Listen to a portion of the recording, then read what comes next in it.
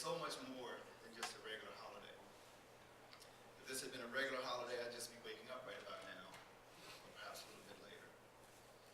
I'd watch SportsCenter at least twice. I'd have 2.5 leisurely cups of coffee because, you know, 3 cups is just too much caffeine. I'd make my way to the mall and hope to find a sale and buy another shirt that I don't really need. I get back home in time to watch The Young and the Restless. I'm a huge Victor Newman fan. Then I'd have a big lunch, probably take a nice nap, and at some point start rushing around to clean up the kitchen before Mrs. Coles got back home for the evening. But that's a regular holiday. Whatever your regular holiday might look like, whether it's the mall, the movies, the mountains, or something totally meaningless, today is completely different. Today is very special. Today is a national day of service.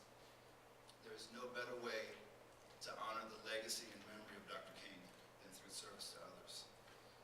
If you were here last year on MLK Day, I'm sure you remember the great service activities we engaged in over at Woodville and Fairfield Court Elementary Schools in Richmond. This year, our work takes us from the far west end of Henrico to the east end of Henrico to Highland Springs Elementary School. Just like last year, we connected with Highland Springs through an organization called Communities in Schools, or CIS. CIS is a national organization. We're very fortunate to enjoy our relationship with them. They were recognized by Worth magazine as one of the top 100 nonprofit organizations most likely to save the world. So that's kind of cool. CIS works with the toughest schools in the toughest situations, usually with schools in socioeconomically disadvantaged areas, and they try to match community resources with school and student needs. Highland Springs is the only CIS school in Henrico County, so that tells you a little bit about their needs compared to the rest of the county. There are plenty of strong students at Highland Springs Elementary, but there are also plenty of students from very difficult home environments where education might take a back seat to simply surviving day to day. There are strong, committed teachers at Highland Springs Elementary, several of whom were still in the building at 6 o'clock on Friday evening when we were there doing some prep work for today's activities.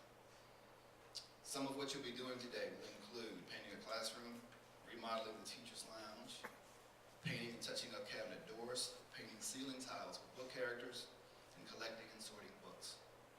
It is our hope that our work today might make their world a little bit brighter and a little bit better. Now, as we remember Dr. King today, we certainly think of him as one of the most gifted orators in history. He was a man of tremendous depth and complexity, and I hope that each of you will take some time to learn a little more about him beyond the I Have a Dream speech. There are 2 brief quotes from Dr. King that I would like to share with you today that perfectly sum up why our activities are so important. The first is, life's most persistent and urgent question is, what are you doing for others?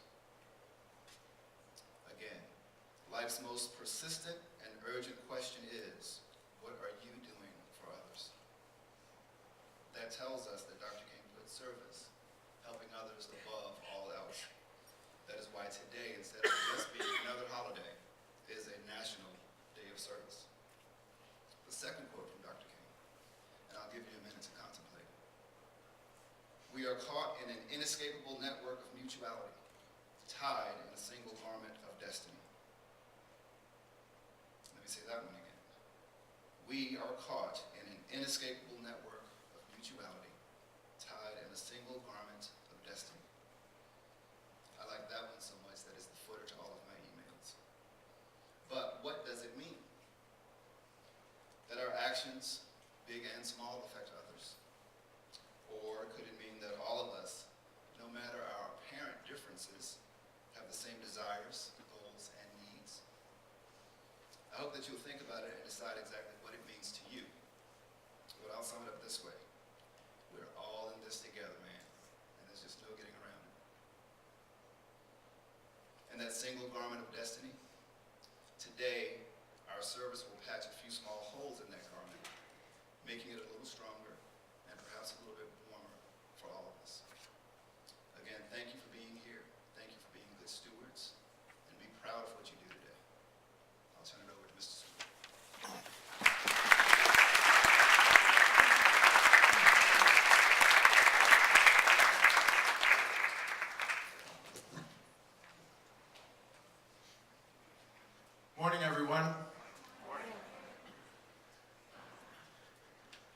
many people this morning on the way to school felt like you were the only ones going to school today? Ah, me too. And I had Walker in the back of the car. And Walker is 7. And Walker is the mouthpiece for society. He will say all the things that no one wants to hear. And so he said, of course, why are we going to school today? You can close the school. This guy's right in my ear. Why are you making us go to school today? Why aren't we skiing? We should be at Wintergreen. And of course, that's a good question. Why are we going to school today? And that's a question all of you had to answer in order to get here today. You had to say, why am I going to school? And it may be as simple as, I'm supposed to. When school is open, I'm supposed to go. And that's not a low-level response. Doing what you're supposed to do when you're supposed to do it is an important life skill. But we got tested a little this morning because you're looking around and it doesn't seem like anybody else is doing that. And maybe their supposed to's today, on Martin Luther King Jr. Day, are different than our supposed to's. But it's another thing altogether when it looks like everyone else is doing something else and you're the only ones who are doing what you're supposed to. Usually I talk about this before the prom, right? It looks like everyone's doing that, but I think that's not a good idea. I think I'm going to do what I'm supposed to. So this is a supposed to day. This is a supposed to day. So what are we supposed to do? Well, we're always supposed to do 4 things, right? We're always supposed to take good care of ourselves, and we're always supposed to take good care of others, and we're always supposed to take care of this community, which takes care of us, and we're always supposed to care for a cause outside of ourselves that may make the world a better place. So regardless of whether you're in English, or you're playing basketball, or you're painting a painting, you should be trying to answer those 4 questions. So what we did today is we took English and said, you aren't going to go to English today. Now you are going to do some painting. And I think even later we're going to play some basketball, is that right?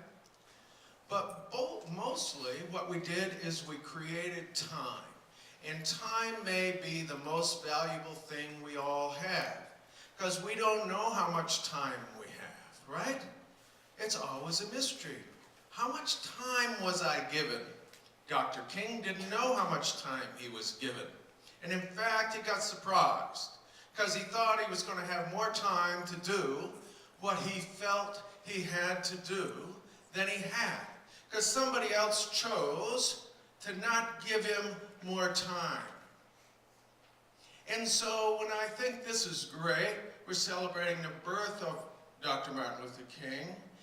Given what happened in Tucson last week, maybe what we ought to have is a National Assassination Day, a National Political Assassination Day. And instead of remembering all the good things Dr. King did, Bobby Kennedy did, JFK did, all the good things that Representative Gifford was going to do, and may still do, somebody chose to try to end their time, to not give them the opportunity to do that, because they disagreed with them, because they didn't think it was a good idea, or they wanted to take someone else's time into their own hands. So we've created some time today, not to reflect on bad stuff, but to try to do good stuff. We don't know how much time we have. But to a certain extent, who you are is reflected on how you spend your time. So I, like Mr. Cole, would have still been sleeping. I have no limit to the amount of coffee that I can drink. I have a great book that I can hardly do anything else but read this book. It has just taken me over. If I could do anything today, I would sit in front of the fire and read this book and not have to listen to Walker saying, "Why are we going to school today?"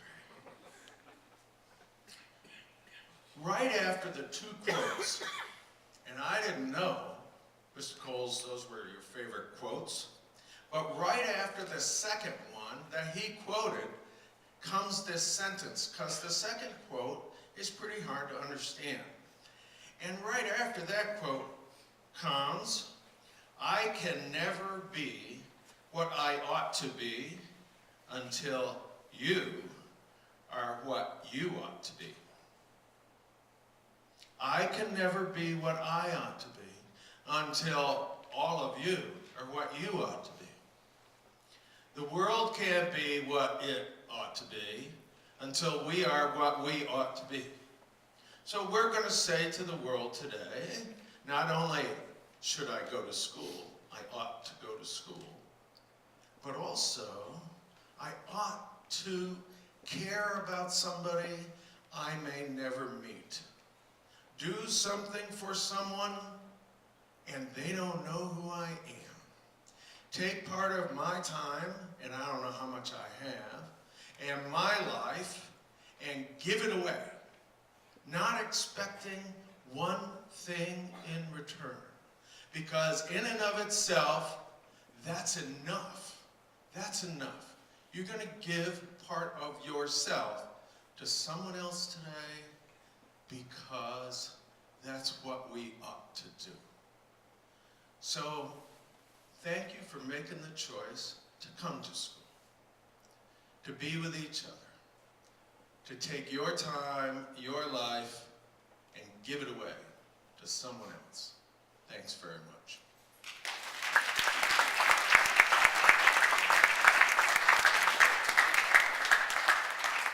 And Mr. Bland, let's see, we're off and running. Yeah. Okay. That sounds right. Everybody knows where they're supposed to go? All right, thank you.